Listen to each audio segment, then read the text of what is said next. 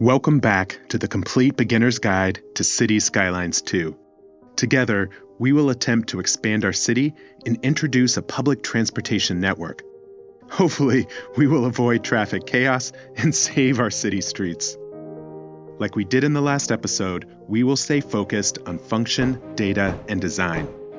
Whether you are new to the game or looking for inspiration, click the like button and let me know in the comments what would be helpful for you.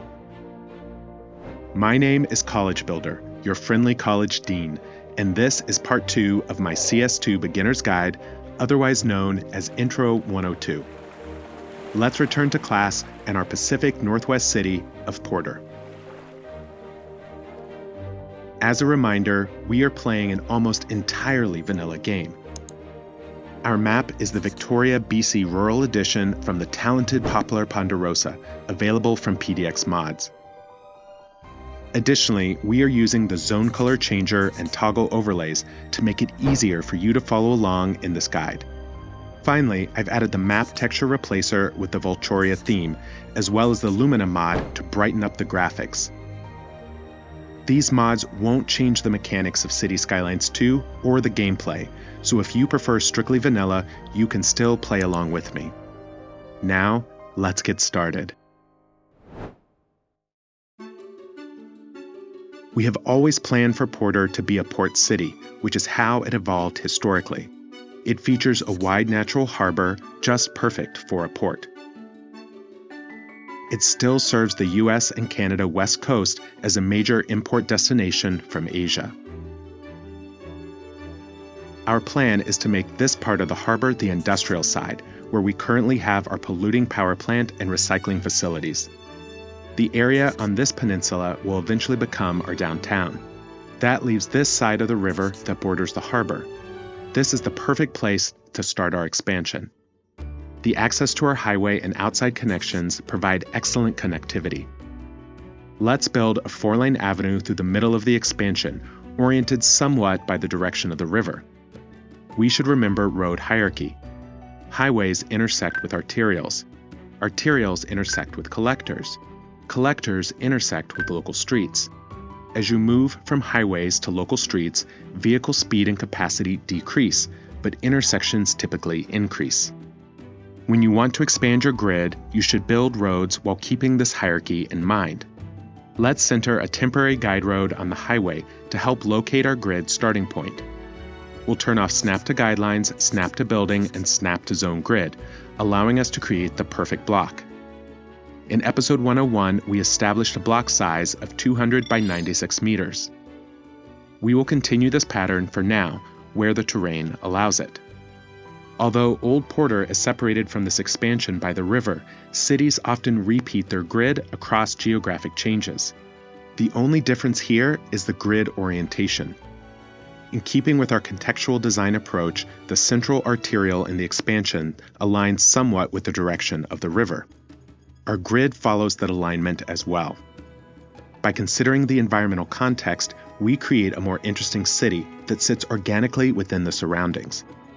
Remember our design principles.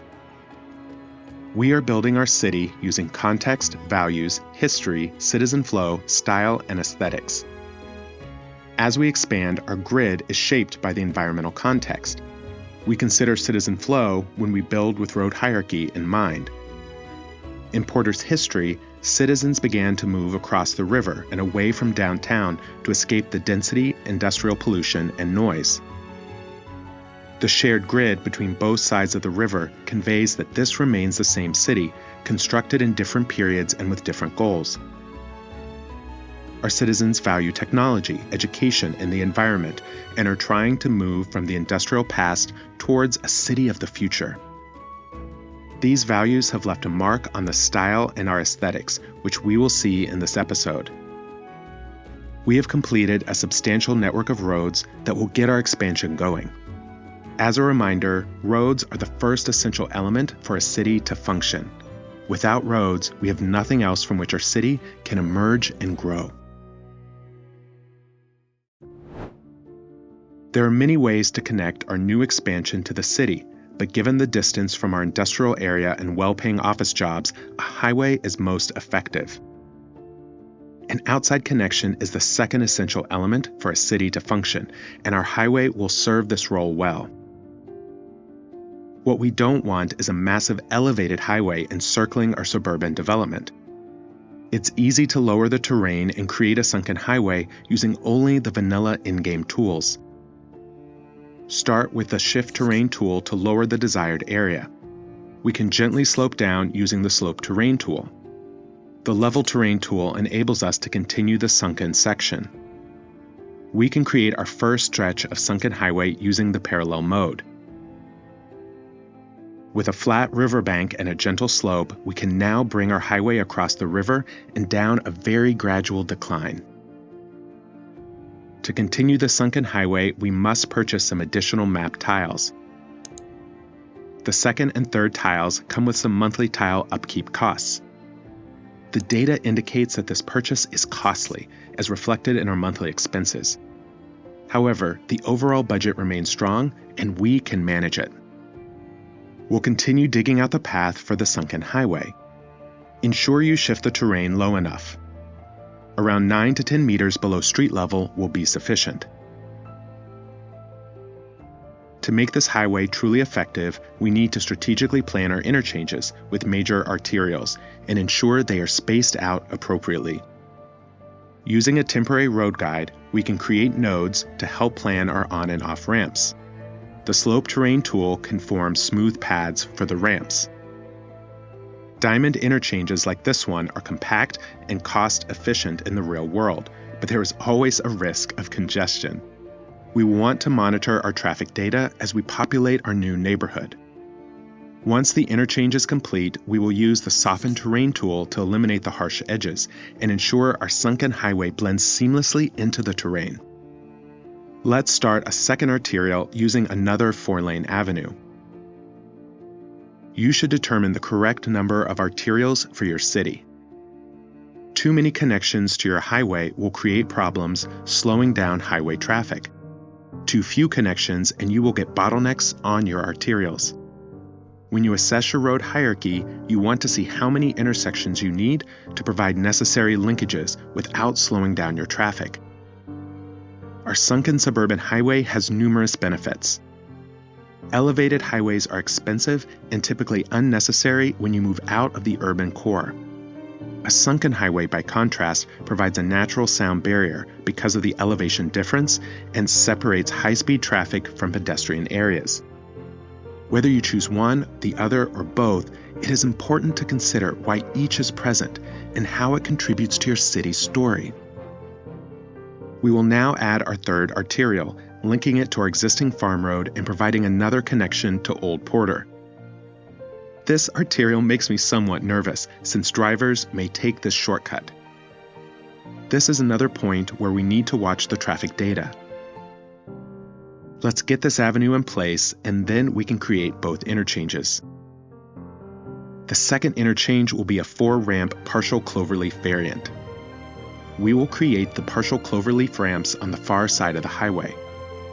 A small 2-way highway connects to the avenue, and from there we can create our on-ramp loop and our off-ramp curve. This provides something visually interesting, and perhaps this construction was necessary because of existing buildings or the terrain. On the opposite side, we will construct our basic diamond interchange ramps.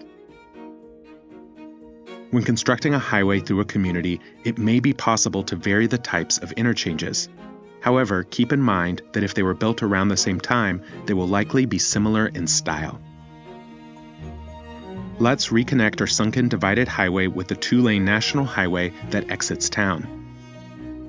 Finally, we will construct a narrow diamond interchange at our third arterial, keeping the ramps as tight as possible to use minimal land. This neighborhood is very well defined. It has strong highway access and a solid road hierarchy, limiting entry points to 3 specific arterials. But have we effectively planned for future traffic? So much depends on how we zone the grid and whether we build any public transportation. Let's continue onwards to see just how we did. As we prepare to expand, we are fortunate to utilize existing data. Our new neighborhood has a modest fire hazard, so let's place the community firehouse from the modern architecture pack. Police coverage is much worse, so we will build the modern police station. Elementary school coverage is problematic, as we have more eligible children than we have capacity. The Eastern European elementary school embodies the modern style we are striving for, and will provide an additional capacity of 1,500 students. When you begin any expansion, it is crucial to pay attention to the data. You could start by laying down zones, but reviewing your info overlays first clarifies what services are needed and where. It also helps you identify what you don't need. Since this is an expansion, most services are already available in Old Porter across the river. There's no need to duplicate and spend money on something unnecessary if sufficient coverage exists. For example, at the moment, our existing high school and community college are sufficient for the expansion, as are our garbage collection, healthcare, and road maintenance. A quick look at the traffic overlay shows that citizens are already using our new roads, including the arterial that cuts through to Old Porter. None of this is concerning, but some data needs to be monitored closely as you expand. New citizens mean increased stress on roads as well as new traffic patterns. By watching key metrics during an expansion, you can begin to notice bottlenecks or other issues as they arise. Some services can be ignored during an expansion, but leisure is always important to look at. We will add some parks around our new elementary school. Let's upgrade our street with one of the parking roads. Teachers will need a place to park, as will parents taking their children to the playground. Upgrading with the wide sidewalk tool removes parking from one side.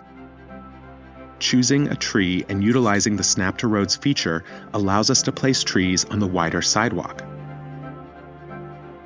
We can now place a couple of playgrounds around our school, transforming it into a desirable destination within our new neighborhood. Using the complex curve tool while disabling all snapping allows for the easy creation of a winding curvy path through the open space, preventing unintentional snapping to the existing elements. These additional pedestrian paths will increase walkability and help children who live nearby walk to school. By adding a few parks, we address an immediate leisure need, but leisure and entertainment continue to change as the population increases.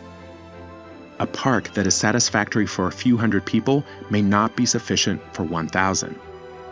One of the best ways to track data for our expansion is to create a new district using the district tool. We will outline the area and the automatic name generator will assign it a district name.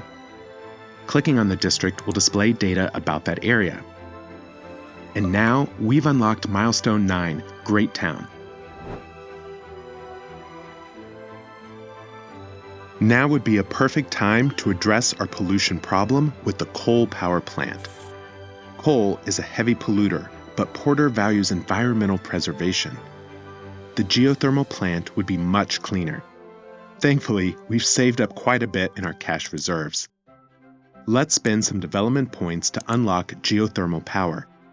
We should use our info overlays to identify a good location since groundwater is required to operate the plant.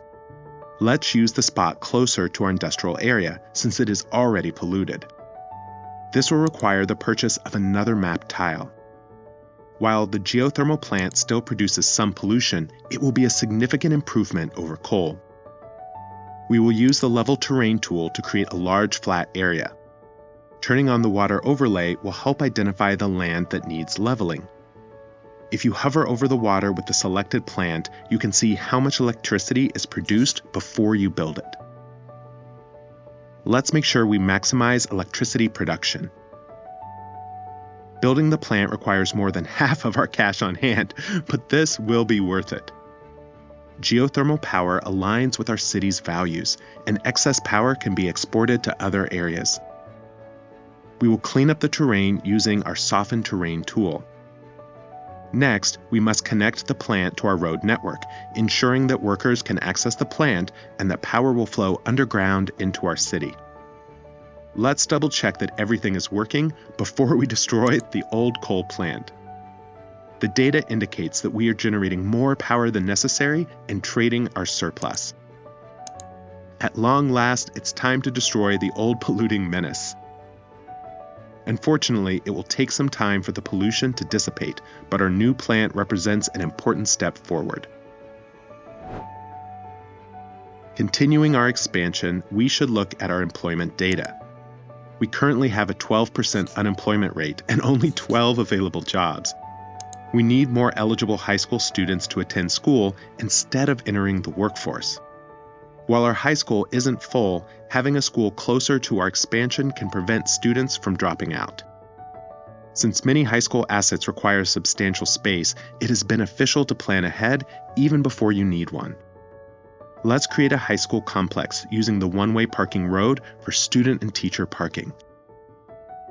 We'll place a standard high school football field and then use the school from the Modern Architecture Content Creator Pack, in line with our goal of constructing a city for the future. Unfortunately, all of this is very expensive, and cash on hand has fallen below $300,000. Thankfully, we are generating sufficient revenue to continue our expansion. However, our info overlay indicates that we need more telecom coverage. Let's spend 4 more development points to unlock the telecom tower. A single tower provides a significant greater coverage range, which enhances the city's profitability. We can also add one of the large commercial signature buildings to address our unemployment. The UK Region Asset Pack has a huge grocery store, which we expect to find in the suburbs. This asset is free to place, provides over 100 jobs, and increases happiness in the area. Data is such a powerful tool when building, growing, and expanding. You can choose to ignore it until problems arise, or you can monitor it at each stage to determine the next steps. Returning to our info overlays, our expansion lacks post coverage, which is a vital ingredient for keeping our citizens happy. Let's place the Eastern European Post Office, which looks like a modern structure. We've been using the info views and budget, but we should also remember our other sources of data, including traffic, happiness, demand, production, and of course, our notification icons. This hearse icon reminds us that our cemetery is quite far away. Placing the UK parish church will help resolve the wait time. Another option is to assign this church to a specific operating district, like the one we created for this area. That will ensure that our hearses never go too far away. Returning to our unemployment issue, we should consider the commercial needs of this community. It's not advisable to simply place residential zones. Commercial structures provide citizens with a local place to shop and also help address our employment needs. However, commercial buildings generate some modest noise pollution. Locating commercial zones along collectors and arterials while maintaining a buffer between residential areas can help minimize noise and prevent complaints from residents. When demand is sufficient, I mix a few low-density office buildings into the commercial strip. Zoning is our third essential function, providing the places where citizens live, work, and shop.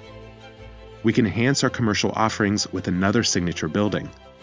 The large UK petrol station reduces the cost of city imports, enhances the overall attractiveness of the city, and increases the happiness of our citizens.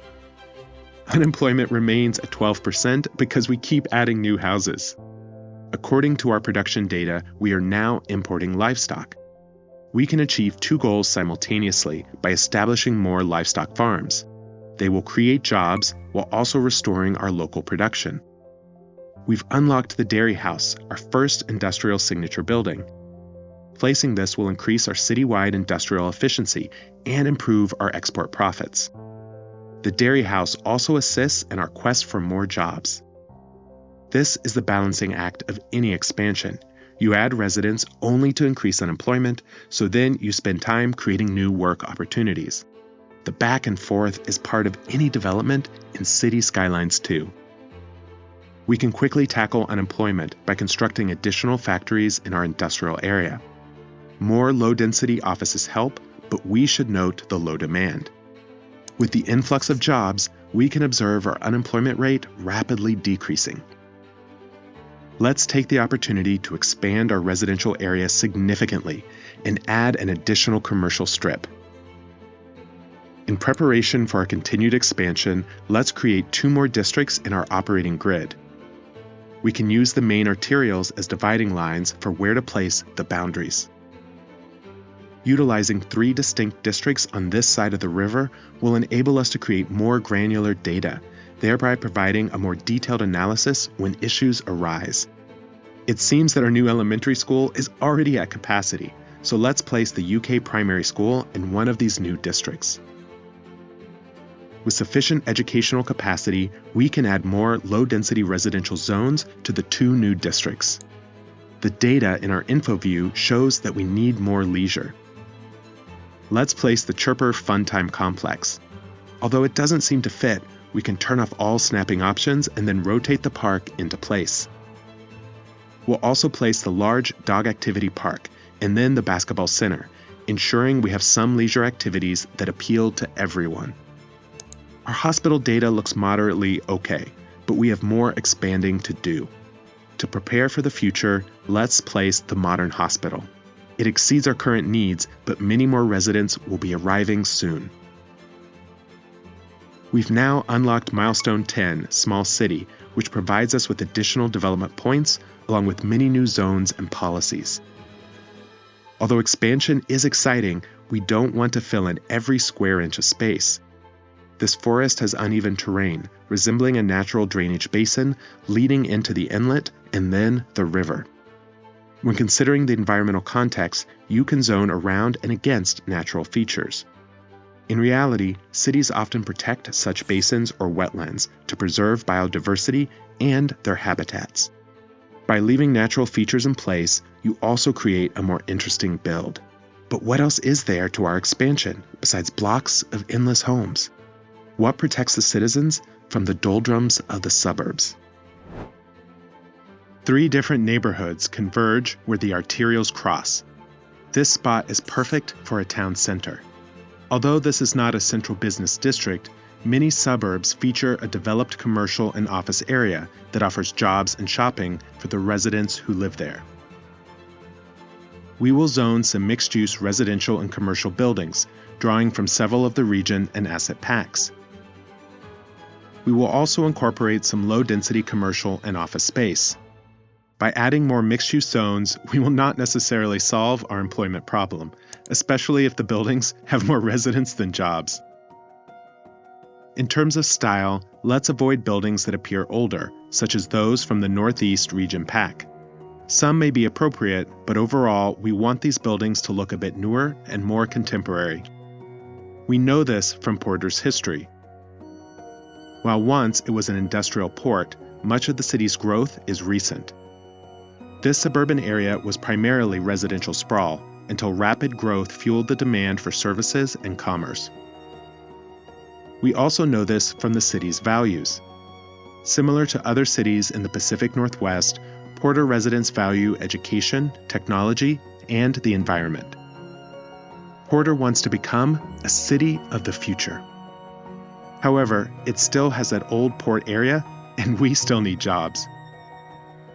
Let's expand the grid and add several more industrial blocks, along with a few offices here and there. For now, this has reduced our unemployment to below 10%, allowing us to continue our expansion. Once again, we've exhausted the capacity of our elementary schools. We will add one more as we continue filling out the area. This is the challenge of expansion. You can never stop monitoring the data, especially with a large town center like the one we are building here. Any increase in density requires you to keep an eye on your citizens' happiness and their needs. Speaking of needs, let's unlock the welfare office and place the modern-looking Eastern European version. Whenever I build, I try to determine where to locate centers of commerce and create a neighborhood center for each part of the city. Cities often have multiple shopping, office, or business districts because towns frequently grow together. Some cities feature multiple historic cores for the same reason, places where older buildings still exist. Others have several cultural centers with venues for arts, entertainment, and museums. Your city will have a richer texture and unveil its layers of history when you create a skyline that rises and falls, rather than clustering all the dense buildings together. Old Porter features several denser structures with a slightly taller center. On the opposite side of the river, we are developing a historic commerce core surrounded by smaller single-family homes. Nonetheless, all of this is part of one large city. And in fact, we will replicate this idea and expand Porter even further.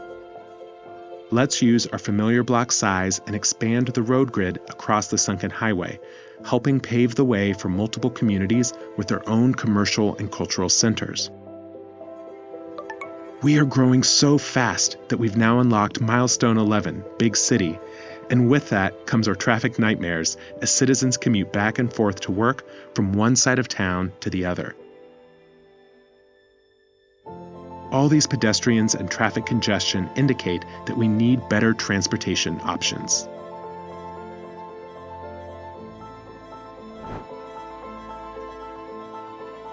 This arterial from Chester Crossing across the river to our industry has some of the worst traffic. Clicking on the road name and then selecting the direction button at the bottom reveals where vehicles and pedestrians are headed. Many are just coming to and from work. This is the perfect place to create a bus network. Begin by locating the bus depot, ideally near the bus lines, as they will periodically need to return for maintenance. Next, use your data sources to confirm the best location for a route. Your citizens won't use public transportation if it doesn't take them where they want to go. Then, upgrade any parts of the road network that make sense before you draw your route. It helps to have the right infrastructure in place. In our case, we really need a 4-lane road extending to the industrial area. Let's select the right bus stop. The higher the comfort level, the more likely our citizens are to use the transit option. In real life, bus stops have 3 possible locations. Mid-block refers to locations situated between intersections. Far side locations are positioned just after an intersection. Near side locations are located right before an intersection. Designers debate the merits, efficiency, and safety of near side and far side stops, but I tend to place near side right before the traffic light. I then separate the stops by 2 or 3 blocks, depending on the length of the block. Placing stops too close together will make your bus route inefficient. Our grocery store is a good place for the bus to turn around. On the opposite side, we can continue our near side stops. I dislike placing stops directly across from each other, although it does happen in some cities. Rather, I place them diagonally just prior to the intersection on opposite sides. Let's continue upgrading this bridge by transforming its entire length into a 4-lane avenue. To make it more interesting, select the arch bridge and then the upgrade tool. Any individual segment does not upgrade smoothly. However, if you select and drag the bridge with the upgrade tool, you create a much longer arch span. We'll upgrade the rest of the road with the divided 4-lane avenue.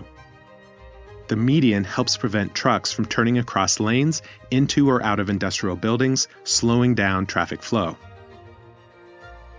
Using the bus line tool, we can connect the dots from one bus stop to the next in the order we want the bus to follow. I like to assign a unique color to each route, especially where they overlap. Since this is a route for workers, let's also make it a daytime route, running from 6 a.m. until 10 p.m.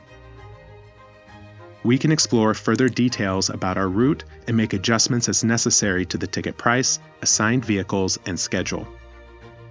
To expand our bus service, let's create a transport hub using the small bus station.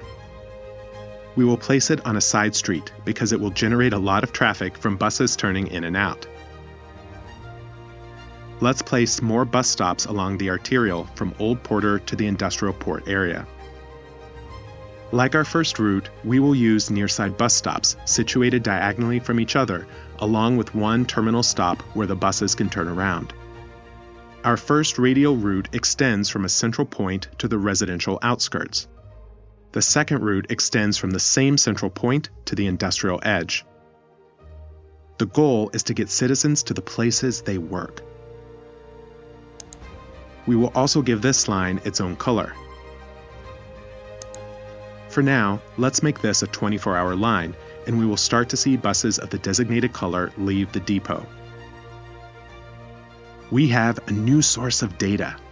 Hovering over the bus stops on the line map immediately indicates where passengers are beginning to wait. The next task is to link our residential line with the bus hub. Using the bus line tool, we can click and drag a segment from the first line over to the hub, adding it to one of the stops. By having both routes come together, whether at a single stop or at a station, it provides your citizens with an opportunity to transfer lines.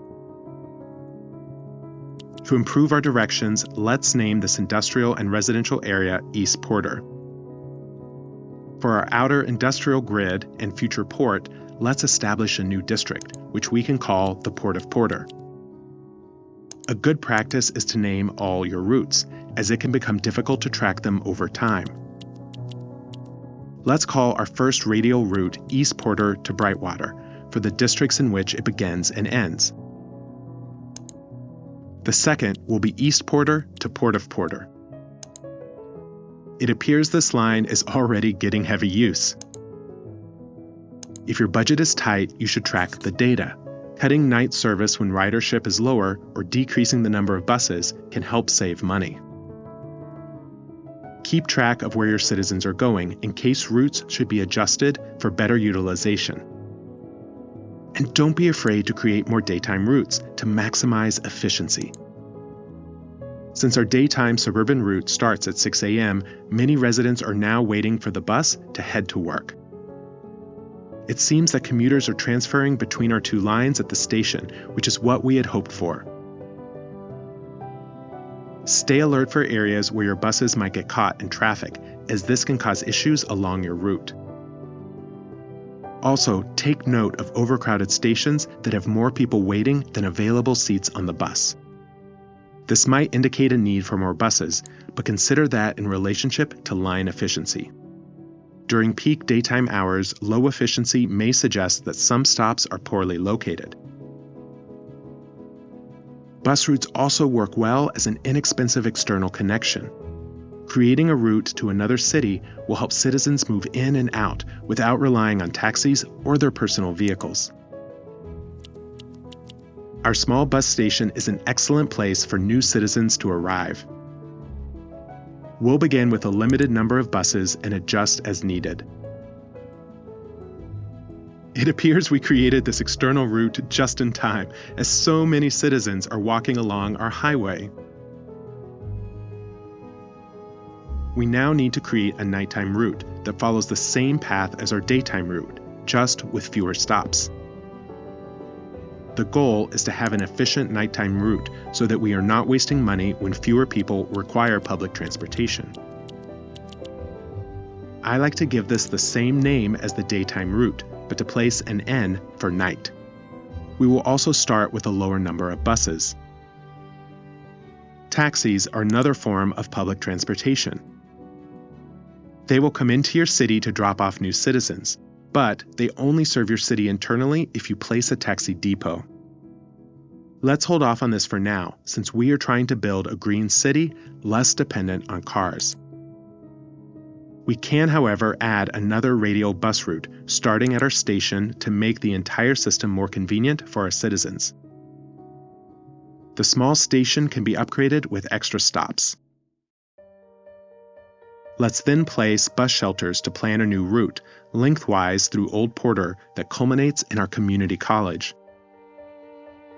We'll continue our near-side stop pattern and make the college the turnaround. This new route follows important arterials and collectors, linking cultural, residential, commercial, and industrial areas. Some may call this a crosstown route because it travels through a bustling area of the city. In contrast, our radial routes originate in the center and extend outwards towards a suburb or satellite area. The key to making the system work is having a location or locations where the routes connect, allowing citizens to transfer from one route to another. Public transit is often running, but there is so much more we can do in Porter to continue our expansion. Our city has grown so much, now passing 46,000 citizens. As our suburbs expand, we have unlocked Milestone 12, Large City, which provides more development points and expansion permits. However, the cost of this rapid expansion is evident in our traffic. Clogged highways and interchanges are hindering our city's essential functions, which in turn will impact happiness. Our data shows that we have a substantial amount of industrial truck traffic as our material goods and resources move in and out of the city. It is finally time to add a port. Let's unlock water transport from the development tree, which will allow us to build the cargo harbor. This is not just a fun building. Instead, cargo ships can play a crucial role in reducing truck traffic on your streets and highways. Currently, any resources or material goods we lack are imported by truck. For any resources or goods we export, they too must be sent via truck on our highways. All of these trucks contribute to the traffic congestion we find in Porter. The cargo harbor is costly, so you should wait to build it until it is truly necessary and your budget can support it. In our case, we also need to purchase additional map tiles to link the harbor with our shipping routes. Using the medium seaway, we will drag out a ship path, much like we would build a road. The short dotted lines indicate the boundary of the seaway. We will create a loop, enabling the cargo ships to circle easily. Upgrading the cargo harbor with extra cranes will speed up the loading and unloading process. Finally, just as we built our bus lines, we will create cargo ship lines, linking the harbor to our external connections. At that point, we are done and ships will start arriving. Let's construct the remainder of our arterial, linking it directly to the cargo harbor so trucks can move in and out without creating a bottleneck. This will also provide a few more blocks to add industrial zones.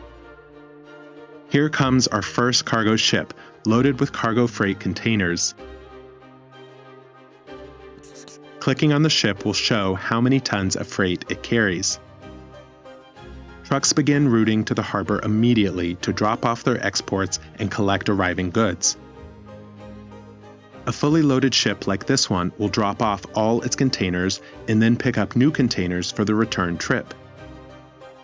As you develop and zone around your harbor, remember that cargo harbors create their own traffic. While we might ease traffic in other areas of the city, be cautious about what you position near your harbor. I always avoid zoning on the main road going to or against the harbor. This will prevent trucks from crossing traffic, which adds to congestion. Additionally, monitor the capacity of your harbor in case you need to add more storage. For now, it seems we've been successful in alleviating our industrial cargo congestion. Let's move forward with filling in the remaining blocks of our suburbs with a mix of residential, commercial, and office buildings. This expansion raises our population to over 62,000 citizens and unlocks Milestone 13, Huge City. Unfortunately, we have a new traffic bottleneck headed to the suburbs. Many of these cars seem to be taxis transporting new residents. We can plop a second bus station in an economic center of our expansion and create 2 new bus routes to our outside connections. Mass transit in and out of your city is one of the easiest ways to alleviate congestion on your highways. When assessing traffic, examine the parts of the city that lack service. Our notification icon tells us that we don't have enough buses. We can reduce the number of vehicles on the current lines as an initial approach to address the issue. However, in this case, adding another bus depot might be more effective. What else should we add besides cargo and public transport? In part 1 of this series, we explored the concept of design and how to build cities based on context, values, and history that reflect aesthetic beauty. Of course, these design concepts are subjective and contribute to what makes the city personal for you. The city design emerges not just in what you build, but also in what you leave empty. These are the interstitial spaces between your roads, buildings, and other assets. In the city of Porter, the community values environmental protection, so it's no surprise they want to create open spaces for nature. The context is the Pacific Northwest of the USA, a region abundant with outdoor activities. Porter's history is that it started as an industrial town and began to transition to an economy based more on services, attempting to become a city of the future. As the city expanded, greater emphasis was placed on identifying areas to keep open, such as this greenway that runs through 2 of our suburbs. When we consider citizen flow, it is clear that either side of the greenway should be one way, helping to manage traffic and giving this long linear park an additional purpose. Open spaces can define your city just as much as the buildings that occupy it. The first and most obvious category is park spaces. It is easy to think about leaving open space around a park, or even combining several parks with open space to create a larger area. Whether playing City Skylines 2 or any other city building simulation, it can be tempting to fill in every square. However, take a look around at the city where you live and notice how much space is open. Parks are often associated with openness because many of them enable citizens to connect with nature. Trails and recreational areas are generally kept open to provide residents with a moment of escape from the otherwise concrete jungle. They also help break up density. We continue to face traffic problems due to the dense nature of our expansion, despite the introduction of extra bus routes to our outside connections. We can alleviate the bottleneck by adding another highway exit between 2 of our interchanges. Adding another lane will create space in the areas with the worst congestion. Meanwhile, we face a new problem. We've built our industry too close to a residential area, causing our residents to suffer from air pollution. The second and less obvious way to add open spaces is around your industrial zones. To reduce pollution in this area, we can convert some industrial buildings into office zones. We'll also relocate our recycling center. Dense industrial areas produce an unhealthy level of pollution. Mixing in office buildings and leaving open space around will reduce density in your industry and the overall level of smog. We can also add trees and bushes to these open spaces. Don't feel like your industrial zones need to be solid blocks. A third category for open space is your natural resources. Your resource hubs can easily leave open space around them, whether for plain grass or foliage. Since stone quarries generate significant pollution, we will relocate ours farther from our industrial area. We hope this will reduce pollution in nearby residences. In leaving open space around natural resources, I like to add a touch of greenery. This helps define the open space and situates it within the natural environment. Sometimes we leave small open spaces, such as those between buildings, or we create larger ones, such as our Greenway Park. Now, let's create a very large open space by building a modern technical university on a hill.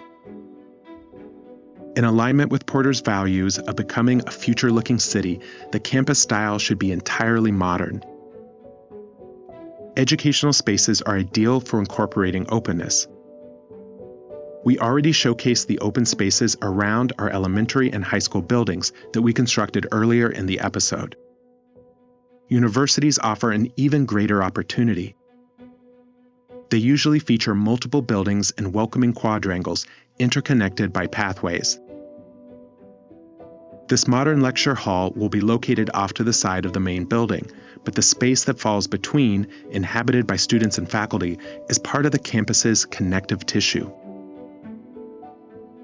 Whether we add a parking lot, a radio telescope, or a residence hall, we see all these buildings united as part of the same institution.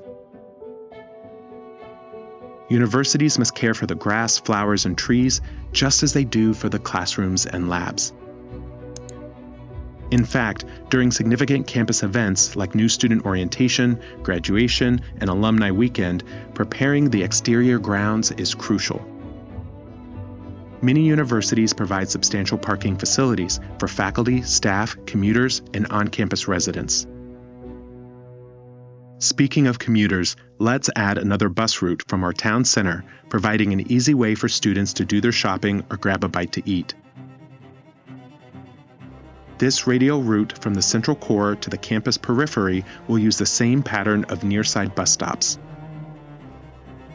We want to ensure that our students are well connected. Let's call this Porter Institute of Technology. Having a bus line to campus is a significant advantage. Our university reminds me of a traditional suburban campus, having wide open spaces and surrounded by residential neighborhoods. As we add various buildings, we need to make sure that we maintain walkability. How do students move from their residence hall to class? Or from the dining center to their lab? The pedestrian paths you add are the finishing touch that will weave your open campus space together. Connectivity can foster a sense of belonging as students move about, visit with friends, or simply lie in the grass when they should be studying. Another type of open space might be purely green, such as a dense forest. Since Porter is located in the Pacific Northwest, it is reasonable for us to include a thick set of trees around which roads have been built. In fact, it's possible that much of Porter was cleared of trees as the city expanded. At our university, we should retain more grass than trees. However, leaving some trees adds a lovely aesthetic detail to the campus grounds and serves as a reminder of our geographic location. Wild bushes, flowers, and spruce seem appropriate for this setting. In some parts of the city, we may prefer our open spaces filled with trees. In other areas, it might be more appealing to have greenery scattered throughout the landscape. Instead of manicured bushes and flowers, I appreciate that our Institute of Technology has embraced a more natural look. Traffic is continuing to increase on our arterials and highways. To make this campus fully connected, let's add another bus route, this time from our bus station. Having two different radial routes that terminate on campus creates an easy transfer point and makes our suburban campus feel less isolated.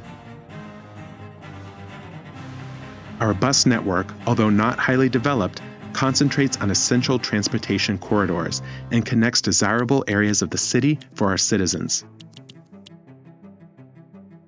We are still facing a major air pollution crisis.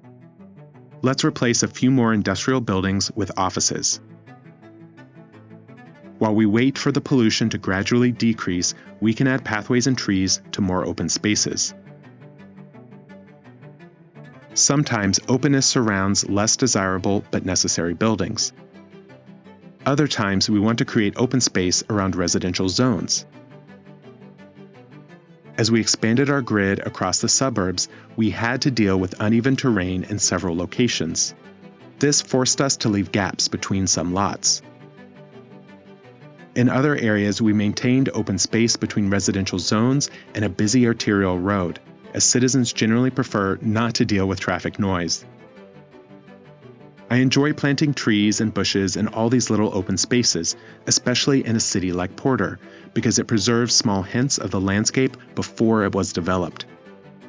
They also indicate where the terrain was just too tricky to build. We should continue paying attention to spaces around our schools. Let's also fill in more of the residential gaps with trees. Our next category of open space is the area around major roads and highways. Our Sunken Highway is the perfect spot to decorate with spruce and wild bushes.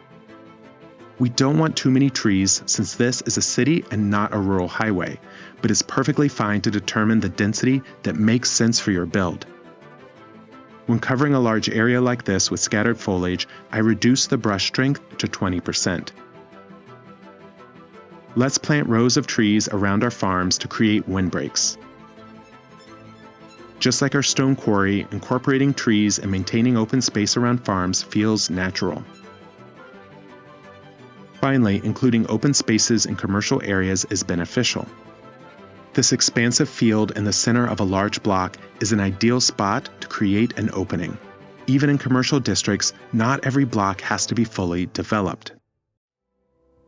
We've hit the point in our build where it's helpful to reflect on what we've accomplished. When we began our expansion, the town had a population of 14,000 residents. Through our massive expansion, we've added another 50,000 citizens, bringing our total to nearly 70,000. With growth comes big city problems. We've seen terrible traffic congestion and highly polluted neighborhoods. However, we've also made great progress by adding a Sunken highway, developing a bus network, starting the Port of Porter, and launching an essential educational institution for the region. It is exciting to be in the expansion phase of your city because it usually means your budget has become strong and you are not micromanaging the bottom line. As we've grown, we haven't stopped paying attention to our data. It has continued to guide us along the way. We've also remained faithful to our design principles, following our city's values and expanding on its history. I hope you found this helpful. If you missed part 1, I encourage you to check it out. Please hit the like button if you found any ideas helpful, and let me know in the comments if you have feedback or would like to see me address something else in part 3.